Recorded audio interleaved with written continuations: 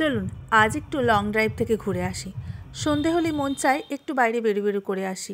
এই গরমের দিনে একটু বাইরে বেরোতে বেশ ভালোই লাগে। আগে থাকতে কোনো প্ল্যান নেই কোথায় যাব। রাস্তায় যেতে যেতে অনেকটা পথ যখন চলে এসেছি, প্রায় 1 ঘন্টা মতো, তখন তো দেখছি না রাতও হচ্ছে আর একটু একটু খিদেও পাচ্ছে। রাস্তার ধারেই পড়লো এই ধাবাটা, এক্সপ্রেস ধাবা। প্রথমে স্টার্টারে ছিল চিকেন ললিপপ আর তারপরে ছিল এই কম্বোটা।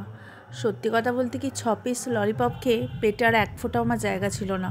খাবারগুলো খুবই সুস্বাদু ছিল আর দামটাও একদম পকেট ফ্রেন্ডলি। খাওয়া দাওয়ার শেষে একটু ঠান্ডা ঠান্ডা কোল্ড ড্রিঙ্কস খেয়ে আশপাশটা ঘুরে দেখা। জায়গাটা বেশ ভালো ছিল, অনেক মানুষের ভিড়ও ছিল। ফাঁকা স্কুটার পেয়ে একটু নাড়াচাড়া স্টাইল।